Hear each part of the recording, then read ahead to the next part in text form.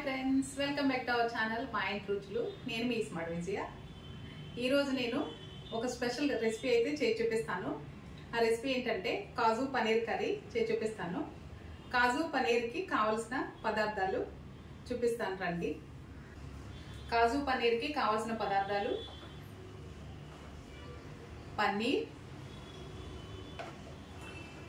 గంట ముందుగా నానబెట్టుకున్న కాజు, 1 స్పూన్ అల్లం వెల్లుల్లి పేస్ట్, రుచికి సరిపడా ఉప్పు, 1 స్పూన్ పంచదార,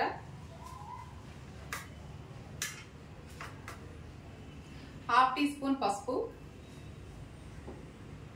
తగినంత ఆయిల్, ఒక పెద్ద ఉల్లిపాయను అయితే ముక్కలా కట్ చేసి పెట్టుకున్నాను. అలాగే ఒక టమాటీ, 4-5 ఎండుమిర్చి. కారం ఎక్కువ తినేవాళ్ళు ఎక్కువ వేసుకోండి, తక్కువ తినేవాళ్ళు తగ్గించి వేసుకోండి ఫ్రెండ్స్. అలాగే హోల్ గరం మసాలా. ఇవన్నీ కలిపి ఇప్పుడు మనం కొంచెం బరకగా అయితే మిక్సీ పట్టుకుందాము. మిక్సీ పట్టిన తర్వాత మీకు నేను మళ్ళీ చూపిస్తాను. ఇలా ఒక మిక్సీ జార్ని అయితే తీసుకున్నాను.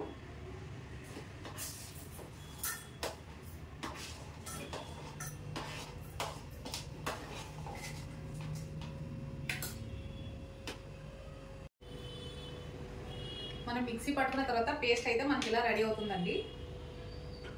చూసారు కదా. ఇప్పుడు తయారీ విధానం చూపిస్తాను. ముందుగా స్టవ్ వెలిగించుకుని కడాయిని అయితే పెట్టుకుందాము.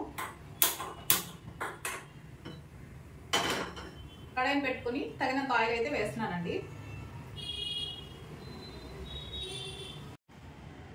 ఆయిల్ అయితే వేడైపోయింది. మనం ముందుగా మిక్సీ పట్టుకుని పేస్ట్ అయితే వేసి పచ్చివాసన పోయేంత వరకు వేయించుకుందాము.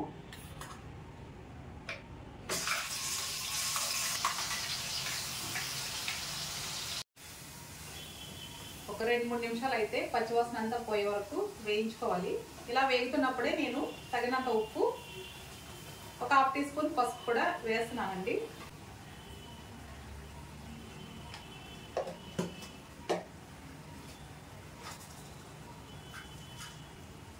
రుచికి సరిపడా ఉప్పు. తర్వాత కావాలంటే మళ్ళీ చూసి లాస్ట్లో వేసుకుందాము. ఇలా ఒక 2-3 నిమిషాలు వేగిన తర్వాత 1 స్పూన్ అల్లం వెల్లుల్లి పేస్ట్ అయితే వేస్తున్నాను. అల్లం వెల్లుల్లి పేస్ట్ వేసుకున్న తర్వాత మరొక 2-3 నిమిషాలు అయితే వేయించుకోవాలి. ఇలా వేగిన తర్వాత ఇప్పుడు ముందుగా నానబెట్టుకున్న కాజును అయితే యాడ్ చేస్తున్నాను. కాజు పన్నీర్ కర్రీ అయితే రెడీ అయిపోయిందండి. స్టవ్ అయితే ఆఫ్ చేసేసుకుందాము. స్టవ్ ఆఫ్ చేసేసుకున్నాను కదా. ఇప్పుడు బౌల్లోకి అయితే తీసి చూపిస్తాను. కాజు పన్నీర్ కర్రీ అయితే రెడీ అయిపోయింది. ఈ రెసిపీ మీకు నచ్చినట్లయితే తప్పకుండా ట్రై చేయండి. నచ్చితే లైక్ చేయండి, షేర్ చేయండి. నా ఛానల్ ఫస్ట్ టైం చూసినట్లయితే సబ్స్క్రైబ్ చేయండి ఫ్రెండ్స్. బాయ్.